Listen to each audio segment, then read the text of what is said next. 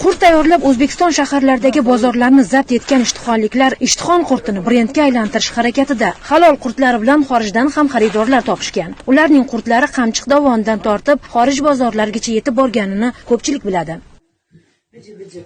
Kuni kecha chakkini oyoqda qorib, qurtlari bilan bozorlarni ham zabt etmoqchi bo'lgan qurtchilar videosi tarqaldi. Videoda aks etgan sanitariya va gigiyena talablariga zid qurt tayyorlash texnologiyasi odamlarning ishtahasini bug'di. Surishtiruvlarimizdan ayon bo'ldiki, qurtchilar Ishtixon tumanining Kallaxosa qishlog'i Dehqonobod mahalla fuqarolar yig'inidagi xonadonlarning birida uy sharoitida ishlaydi.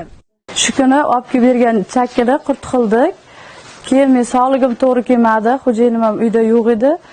Keyin shu qo'lim kuchi yetmasdan oyoq kiyim bilan nima qilib chakki qurt tayyorladim-da. Xo'p, uni kim tasvirga oldi keyin?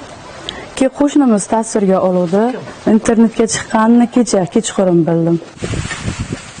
Qurtchi ayol birinchi marta bu ishni qilayotganini aytayapti, ammo atrofdagi qurt tayyorlashda ishlatiladigan jihozlarni ko'rib, bunga ishonish qiyin.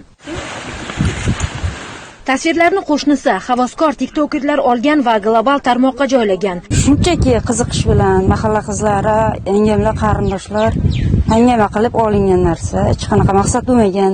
YouTube nima narsa Instagramlarga qo'yilmagan, faqat TikTokka shunday qo'ygandim. Men umuman xabarim bo'lmagan qurt ishlab chiqish bo'yicha.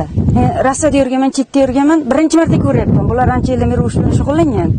Menga qiziq tuyulgan o'sha narsa shunchaki.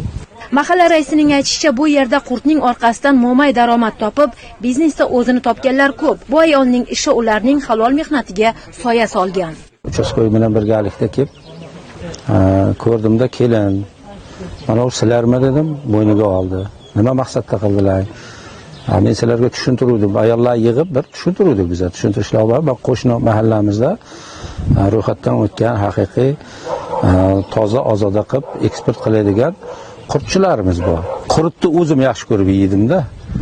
Mana qo'shni mahallamizga borsam ham 1 kilo yarim kilo olib kelib, bu farzandlarimga, nabiralarga, o'zimga endi bu men hayolimdan, ko'z oldimdan ketmay qoldi.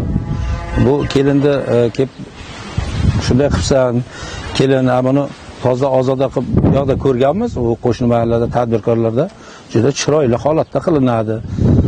Kuchim yetmadi, yaqinda farzandli bo'lgan, u bahona bo'la olmaydi. Chunki vijdon bo'lish kerak insonda, o'zida, har bir insonning o'zida vijdon.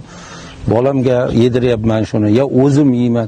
Shu yerda qiladiganda bolalar, yosh bolalar bor, yeyish mumkin-ku.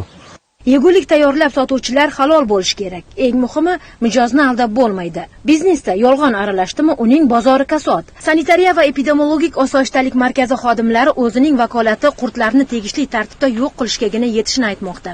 Oilaviy qurtchilarga tegishli chora ko'rilmas ekan, ular ertaga bu qurtni yana iste'molchilarga yetkazmaydi degan ishonch yo'q.